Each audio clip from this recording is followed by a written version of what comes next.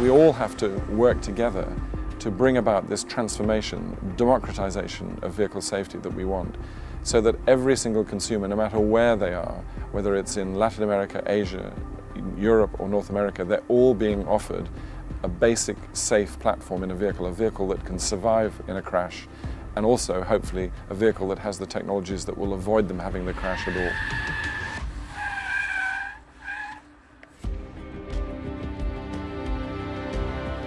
Well, one of the really critical roles that Global NCAP plays is to really be a voice around the world. So we can see absolutely that they have raised the standard of safety for the entire world.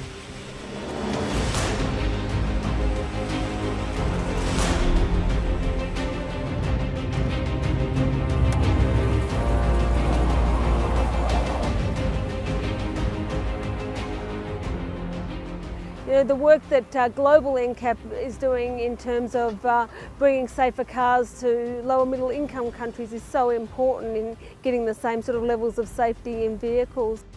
I believe that safety should be a very important value in buying a new car, and Global NCAP are very important to raise the value of safety. They're doing a great job for road safety. We promise with the Sustainable Development Goals to halve the number of deaths from road accidents. It's a promise made by world leaders in New York, but there's no chance we're going to live up to that promise if we do not build safer cars and also build and sell safer cars in poor countries. And that is why the vehicle regulations, the car testing, is essential. Well, in 2015, Global NCAP's actually had some really important strides forward. Hugely important for us is that we've joined the Bloomberg Global Road Safety Initiative. That extra support gives us the strength to develop further our work and extend our crash test activity, and in particular gives us the opportunity to launch new initiatives like the Stop the Crash partnership. The Stop the Crash initiative is a very important point in the Decade of Action for Road Safety. We are showing to the consumers, authorities, and we are going to keep showing it in the next years around the world. We're going to be stopping in different countries, showing technologies like, for example, ABS for motorcycles, ESC for cars, automatic emergency braking systems, and we are convinced for this initiative to change definitely what is happening around the world, especially in the emerging economies.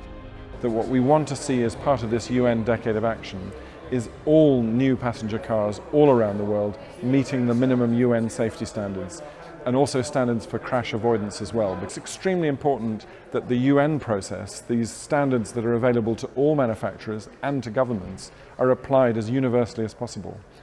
And as we adopt the global goals, the Sustainable Development Goals, with new targets to cut road deaths in half by 2020, it's even more important that we apply these standards across the board so that there's a level playing field, it's fair competition for all manufacturers, but even more important, it's fair for consumers. They're getting products that are safe in all markets of the world. The challenge in all of this is to make the consumer aware, because once people know what's possible, know which car is safe, which car is unsafe, the technology that's available, electronic stability control and so forth, then they will buy them, they will push to have them. And of course, if they're aware of the potential of the new technologies for saving lives, they will push for that as well. But everything depends on people knowing about these things, and that's a communication problem. It's something where there's an enormous amount to be done, so it's very worth our while to every possible front to push this information.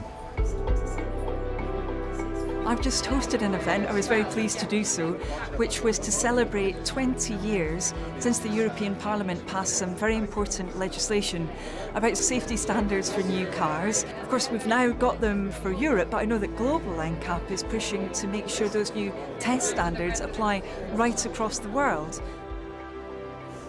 What is really concerning is that we see safe cars in Europe, in North America, and then you can see exactly the same car driving around in Africa, in Latin America, in Asia.